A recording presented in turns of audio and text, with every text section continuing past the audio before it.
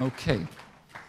We are running a little bit tight on the schedule, but warm welcome to Charlie. Thank you. Is this working? Okay, so what I'd like to talk to you about is some of SEI's experiences on the issue of energy planning.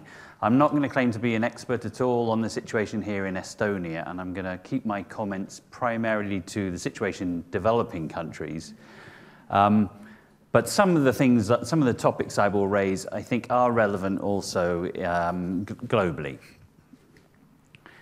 So the basic thesis is that energy planning as a topic really is in crisis today.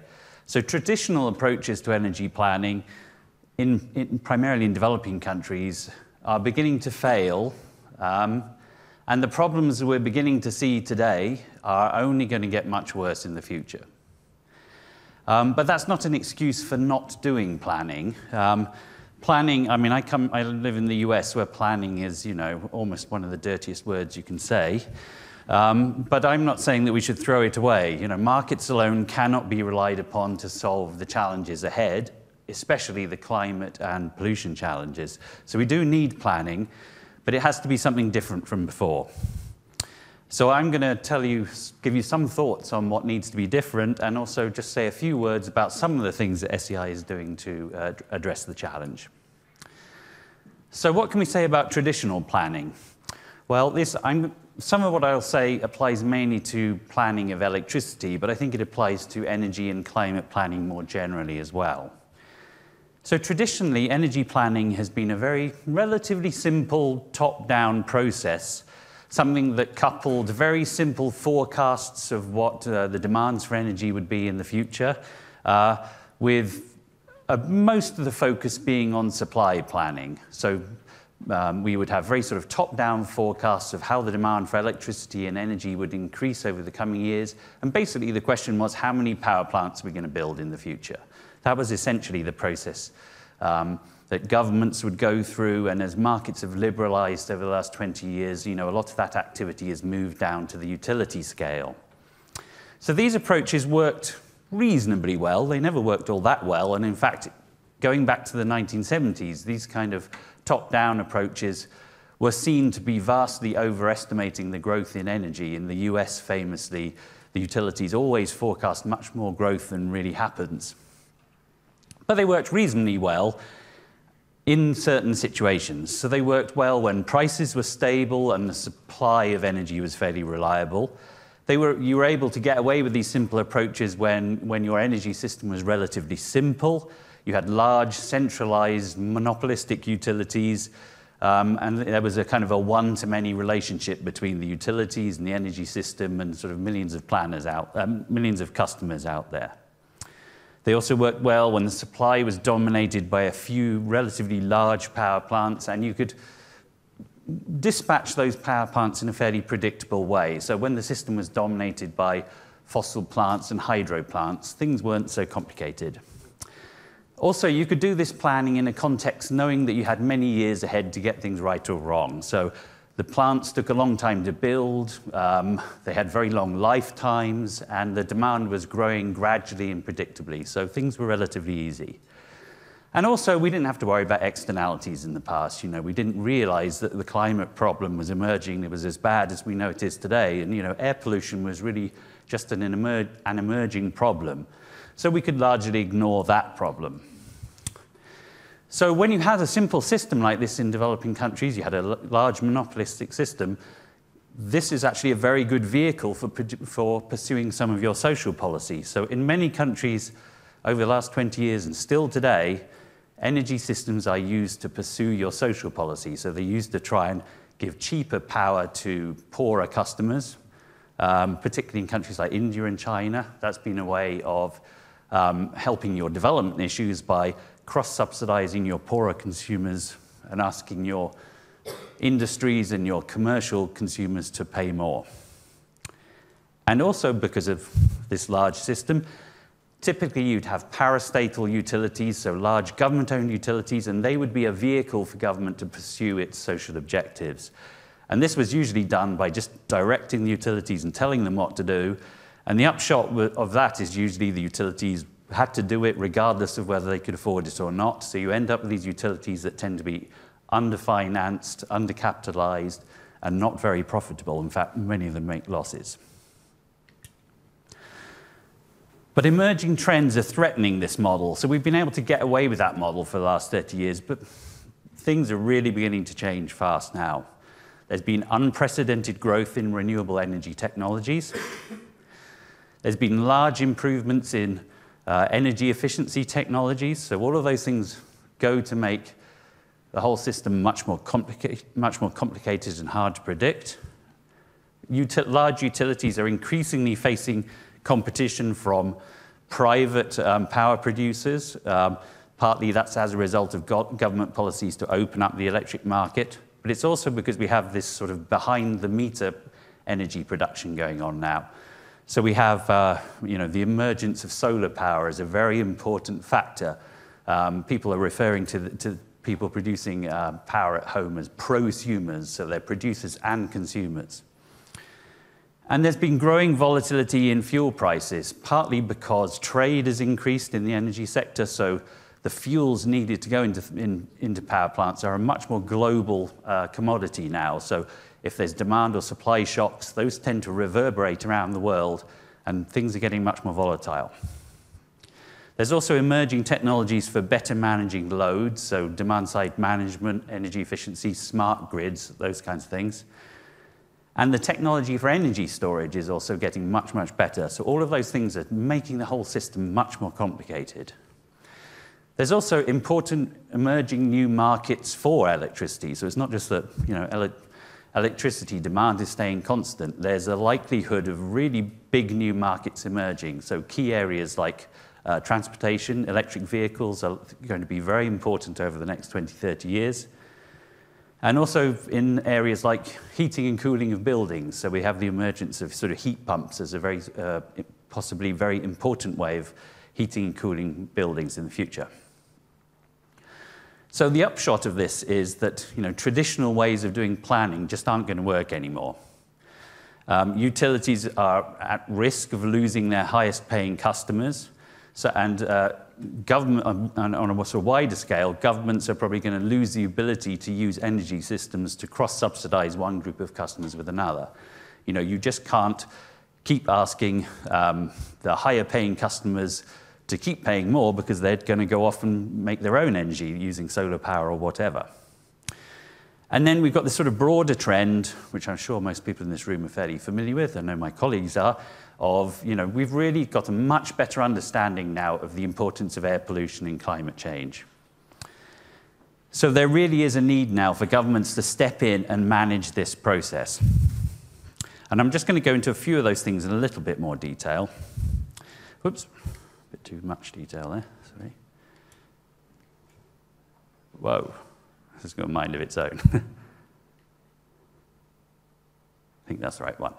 Okay, so let's just unpack a couple of those things. So the first one is the emergence of renewable energy technologies, and those really are changing the game in a very dramatic way. Non-hydro renewable energy is increased by a factor of 7. Capacity for non-hydro renewable energy over the last 10 or so years, so enormous increases. And we're only just beginning to see that trend happening now. So, if you think it's been an important trend so far, you ain't seen nothing yet, right? Because as prices come down, renewable energy is going to be extremely competitive with fossil-based energy in the coming 10, 20 years. Costs from solar modules fell 75%. I won't repeat all the statistics there. Similar, not quite as dramatic improvements in wind prices. And those are forecast to continue reducing in the future, partly as the technology gets better, as the wind turbines get larger and the capacity factors go up. That's all going to help drive down the price of wind power, and it's going to be very competitive. It already is very competitive in many situations, and that's just going to keep on coming.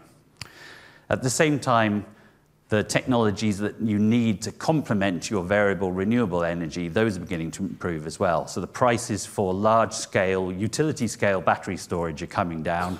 They fell by 20% in 2014, and apparently fell by another 15% in 2015. So there's a really big improvement going on there.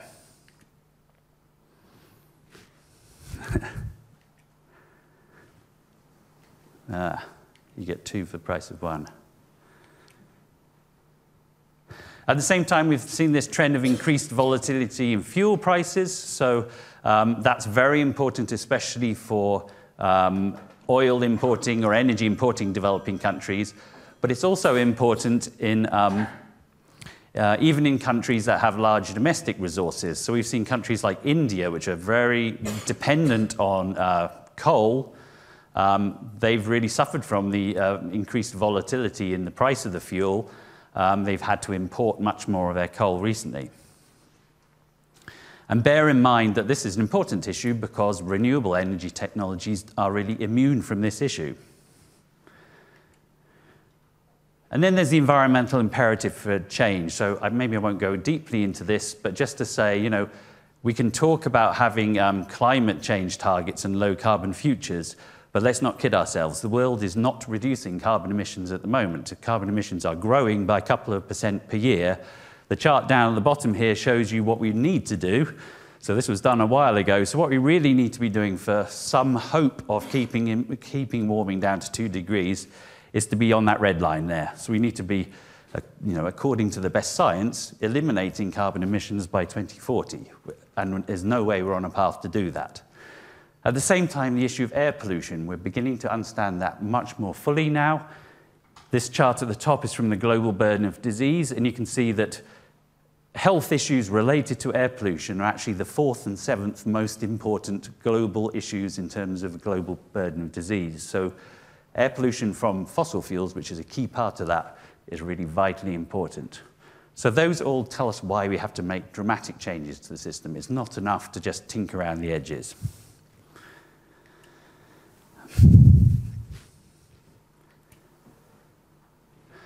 Okay, and developing countries are really not in a good position to deal with these challenges. So, we have to address some fairly major challenges here, and we're not really ready to do that.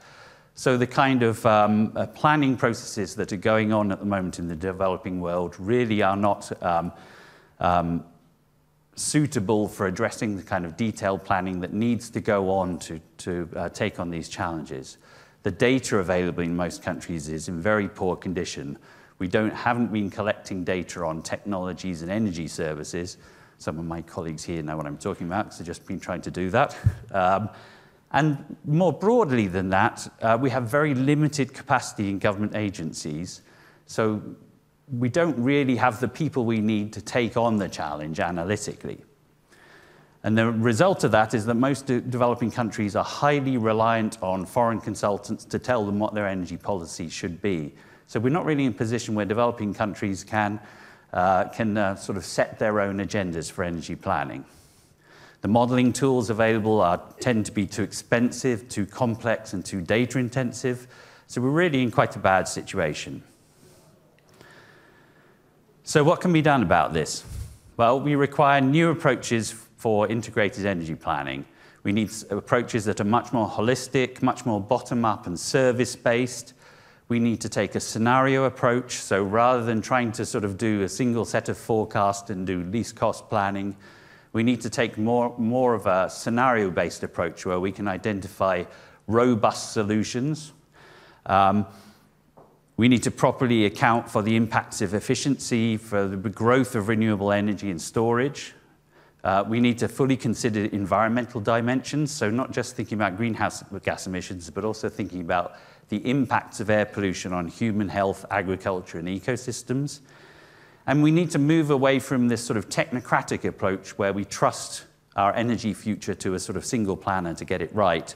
We need to have more people involved, because really the issue is about sort of what future do we want? What do we want our energy systems to look like? So we have to have broader conversations about these trends. So this is a huge challenge. To do this is really expecting us to do something that's much more complex than the traditional planning, and even that's something that's a challenge in most developing countries. So really there's a long-range agenda here. We need to build the capacity in agencies and governments and elsewhere to be able to do this kind of activity. Just a couple more slides. So what is SEI doing about this? Well, we're trying to make a small contribution on some of these issues. One of the things we've been doing is developing various modeling tools that are really based around this idea of doing sort of holistic, integrated energy planning. In particular, there's a tool we've been developing for the last 25 or so years called LEAP, which is very much targeted at the needs of developing country planners. It's now being used in 190 countries, and we have thousands of users all over the world. We've been disseminating that tool for free to developing country organizations for more than 20 years. We also do a lot of work teaching the basic skills that are needed to do this kind of analysis. And then we've been fostering communities of practice to build planning capacity. We've also been working to advance the science on these issues. A couple of things I'll mention that we've been doing recently, but just a couple I mentioned. One is we've been developing new tools to assess the human health and ecosystem impacts of energy scenarios. And we're also currently working on improving our tools so they're much better able to think about some of these emerging issues, for example, like what kind of levels of storage are you going to need if you're going to have very high penetration of variable renewables. Okay, so that's basically what we've been doing. Just to give you a quick hint, here's some of the screenshots of the software we put out there. It's called LEAP. And if you're interested in knowing more about what we're doing, please visit the website here. We already have over 30,000 members on this website. So it really is a community of practice of people thinking about energy policy in the developing world. So please come and visit. And I'll leave it to that. Thank you.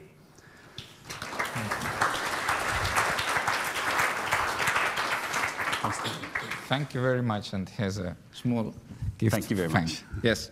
And now we will have a coffee break. We are a few minutes behind the schedule, just a few. So can we come also 5 minutes later from the coffee break and continue at 3:45?